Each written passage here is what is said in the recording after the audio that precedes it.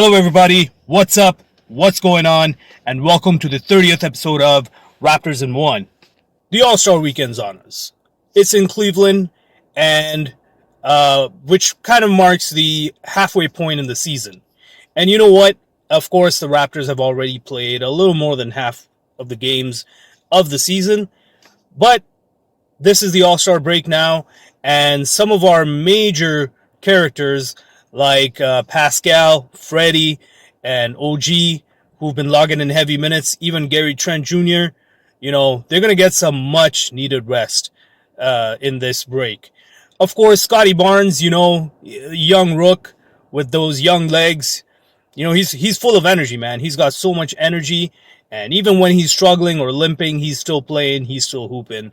So, of course, he is participating in the All-Star game to the max.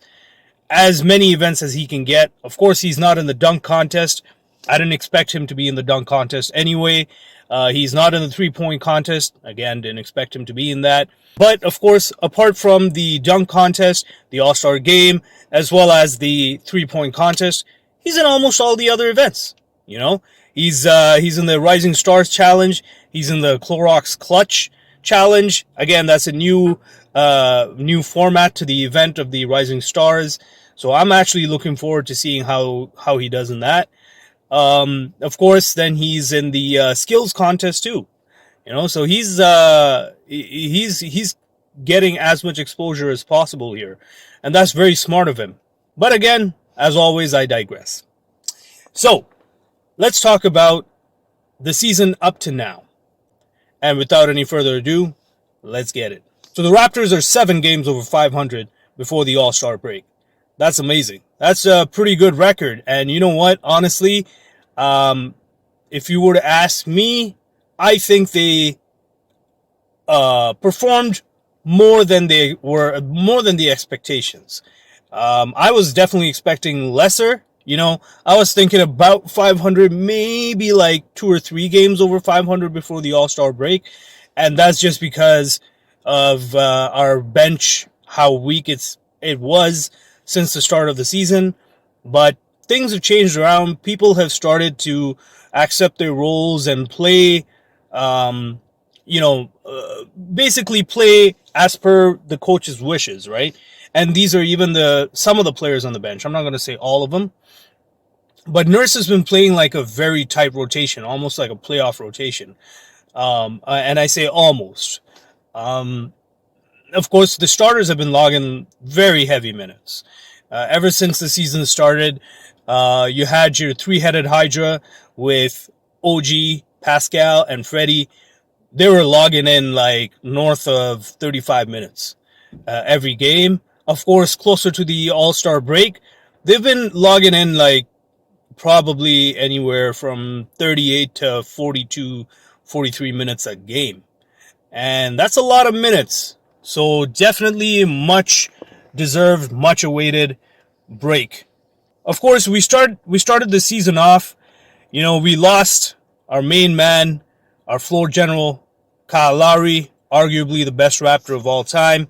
Yep, I know I'm going to hear it in the comments section that he's probably not. So go ahead. Hit the comment section. Let me know who you think is the best Raptor of all time. We knew this was coming. We knew it was coming. We lost him. We traded him off to Miami. And in exchange, we got Goran Dragic.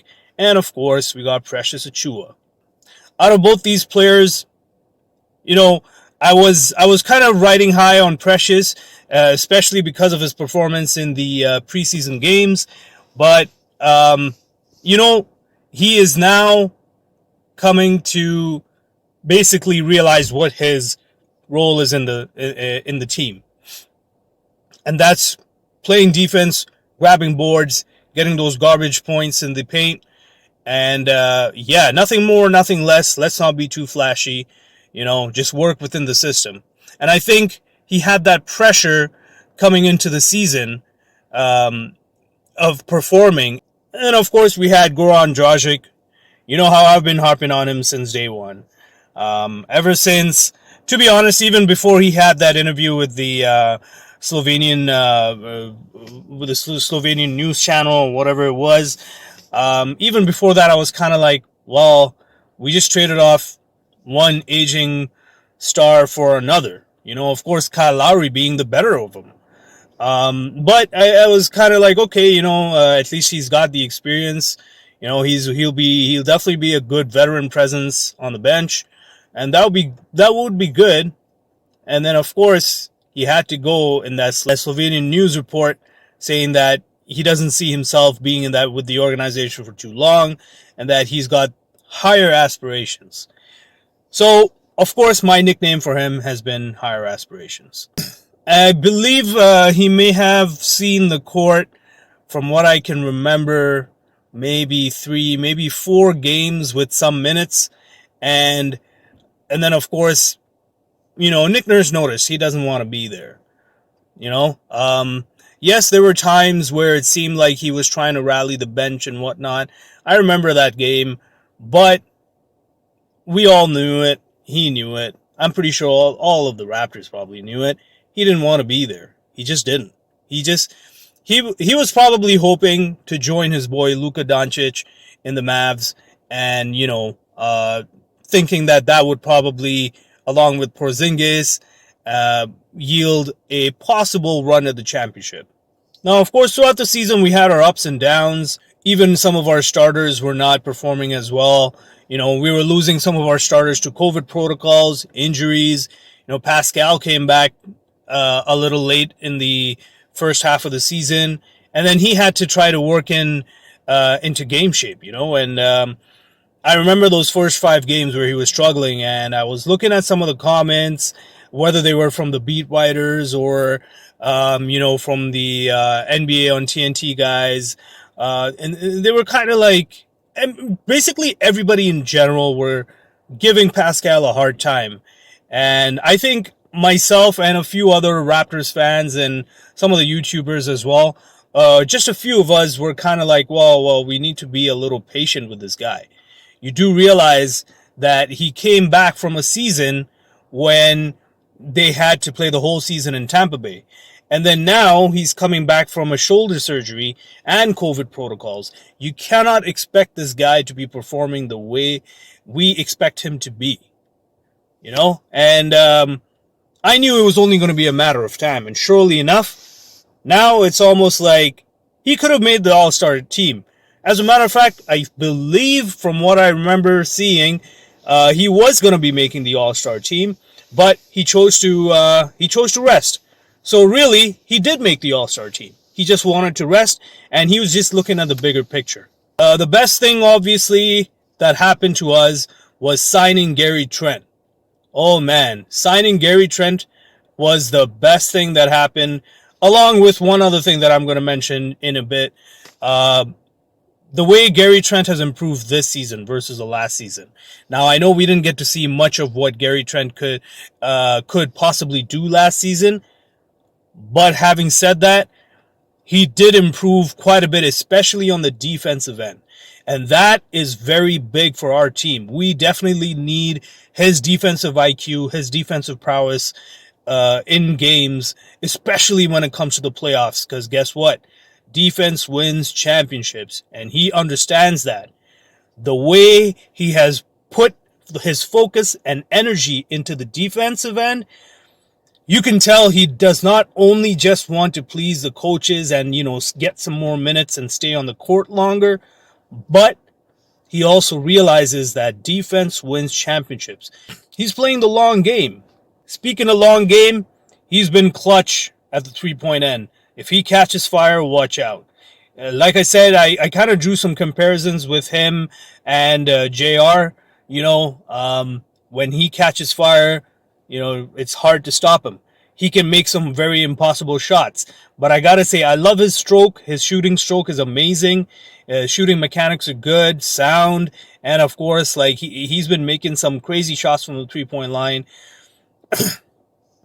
Maybe hopefully next season we see him in the three-point shooting contest, But we'll see. We'll see. Having said that, he's definitely been that fourth, sometimes even the third option to score. When OG is struggling, he's definitely that third option. Sometimes he's even been the first option in some games.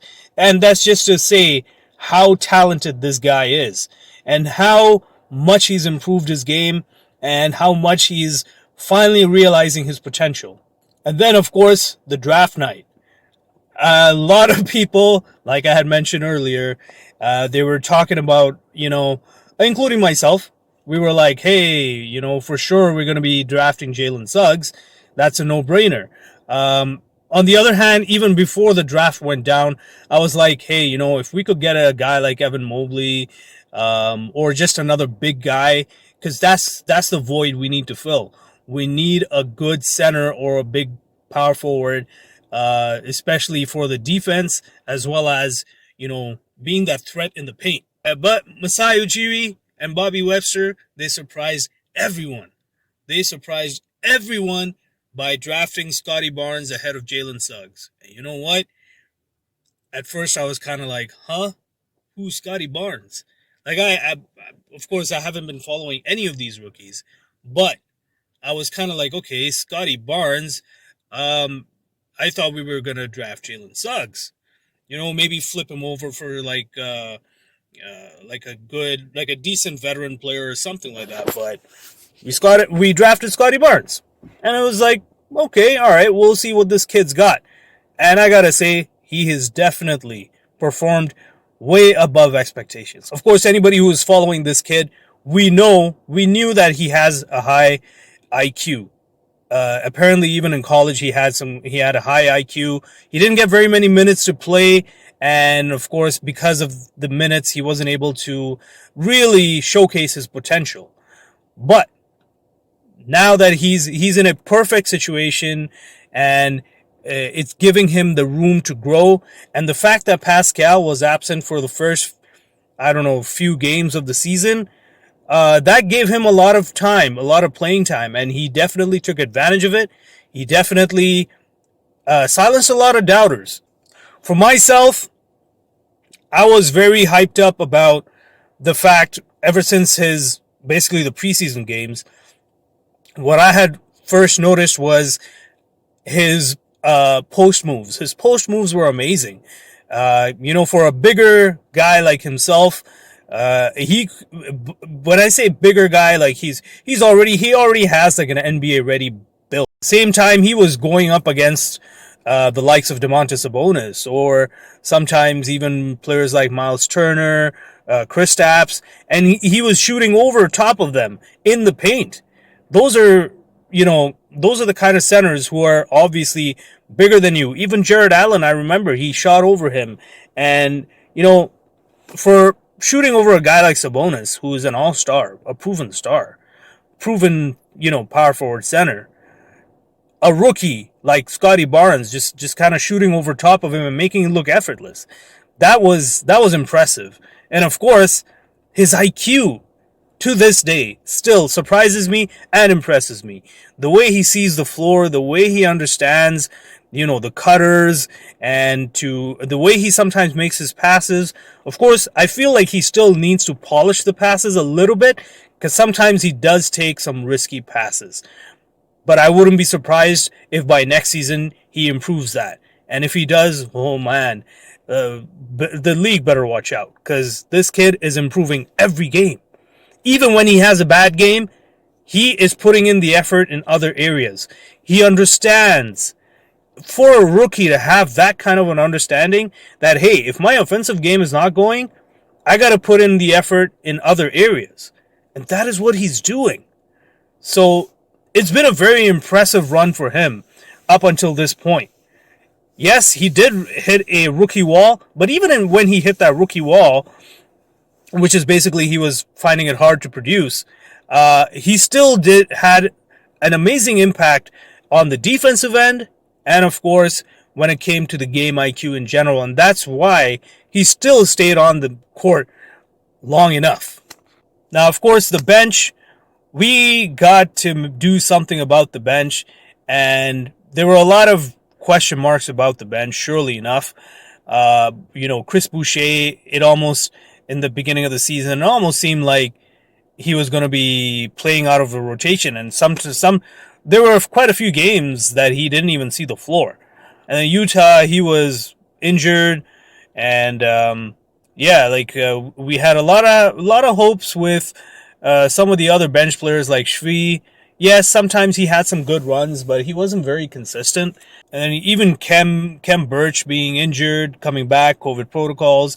It was a lot of back and forth, a lot of personnel missing. And to think with all this happening, and with missing pieces, with a weak bench, and of course, not having a good post presence,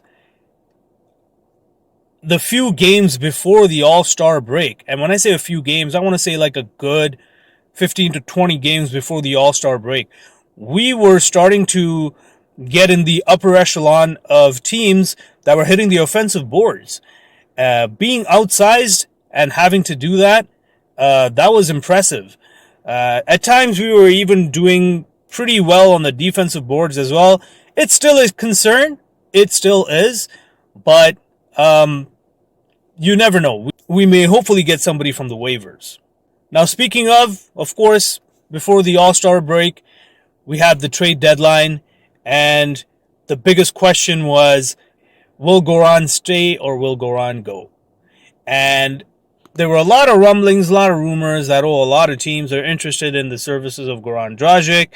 And, will we get a decent either bench piece or a decent center, even? There were some rumors about us possibly getting Sabonis or even Turner. Jakob Poeltl was in the mix, and like there were some names being thrown out there, and I was really hoping to land one of those players, but it didn't work out that way. But the highlight of the trade deadline was Goran leaving the Raptors. That's right, ladies and gentlemen, we got rid of his higher aspirations. As Jack Armstrong would say, get that higher aspirations out of here. Yeah, I know. I can't do a good Jack Armstrong, but that's okay. So having said that, it was great that he's finally gone, especially with the stunt that he pulled earlier where it was like, because of personal reasons, I'm not going to play anymore. He wasn't even showing up to the games anymore. Not even sitting on the bench anymore. And again, I don't know what his personal reasons were. I can only speculate. At the end of the day, he knows, and of course the Raptors management knows what the personal reasons were. But you're telling me that you could go to the Heat practice facility and practice there, and you're just fine? You're telling me that you're okay to hang out at the Heat games? I mean, come on, man. Anyway, we finally got rid of him, and we sent him over to San Antonio Spurs. Oh, higher aspirations. You are not going for a championship this time around, buddy. You're going to have to wait next season. It's not happening. You had a good thing going on in the Raptors, and if you had put in the effort and just tried to make the best of the situation, you would be laughing right now. Who knows? Maybe we would even have a better record. Who knows? Anyway, you're with the Spurs now. You're part of the developmental. You're going to be helping out developing some of the good, promising prospects in that team. But you are not winning the championship. And you're definitely possibly not even making the playoffs. Now, of course, because we've gotten rid of Goran Dragic, in return, we got Thaddeus Young. And some other player who I don't really know. But yeah, so we got Thaddeus Young, right? And we got a few draft picks as well. We had to give up a first round as well. A protected draft pick. I believe 2 first round protected draft picks is what we had to give up. But having said that, and this is where when we got Thaddeus Young, I was kind of like, man, I was really hoping for a big guy, or like a good backup point guard for Freddie, because we really need to give Freddie a break. Like, he's been logging in on average 38, 39 minutes a game. That's a lot of time. We need to save him, especially for the playoffs. But yeah, like it's I was really hoping for a good backup point guard, or at least a big man, and none of that came about. And but we got Thaddeus Young, and I think he's definitely not the answer to all our problems at the moment. But I will say he seems like a high energy guy, of course, good on the defensive end. He can produce when you really, really, really need it. So again, you're not looking for a lot, but he's definitely one, at least the one plus that I can think of is that he's gonna be a good veteran presence on the bench, especially for the bench players, and that is exactly what we need for our bench to bolster our bench, not just at the production end, but also to kind of guide them, to kind of coach them, be like that second coach on the bench, and rally the troops, explain to them how the game is played, what the expectations are, the timing, the IQ, the flow of the game. And this all comes from experience. And Thaddeus Young has a lot of experience. So it wasn't a bad trade, especially because we got rid of Goran Dragic, who was just, according to Fred VanVleet in one of his interviews, he was like, oh, we got rid of this guy, who's been sitting for half the season. And yeah, that's right. He was talking about Goran Dragic, if nobody clued in on it, but I'm pretty sure almost everybody clued in on that. And I'm glad. I'm glad we got rid of Goran Dragic, so getting anything in return for Goran at this point is a plus. Having said that, we cannot downplay the value that Thaddeus Young brings. What I'm more curious about is what we can pick up from the waivers. One of the players that I'm actually kind of looking forward to, who is on the waivers, is one of the players we were actually trying to trade for, I believe last season and maybe even earlier this season. We've been trying to get Moses Brown from the Dallas Mavericks. I think if we could add Moses Brown, it won't necessarily, again, like I said, it's not necessarily the answer to our center problems, but it's definitely, for the time being, a band-aid solution. We can definitely, for the time being, for the short while, solve that problem. Now, yes, he doesn't have as much experience, and maybe in the playoffs, he might choke. Who knows? But Raptors have a very good developmental system. They develop their players very well. And we could definitely work on developing Moses Brown. And if he wants to be in here, he likes the system, he likes the management, he likes the team, who knows, maybe we sign him after too. But I really, really hope we get Moses Brown. Then again, let's see what happens. So that's all I got for today, folks. Hit the comment section. Let me know what you guys think of the Raptors so far this season and what you're expecting from the Raptors after the All-Star break. Will they get better, or will it just be more of the same? Will we actually have to fight for a spot in the play-in tournament, or do we somehow make it to the 6th spot and not have to do all that?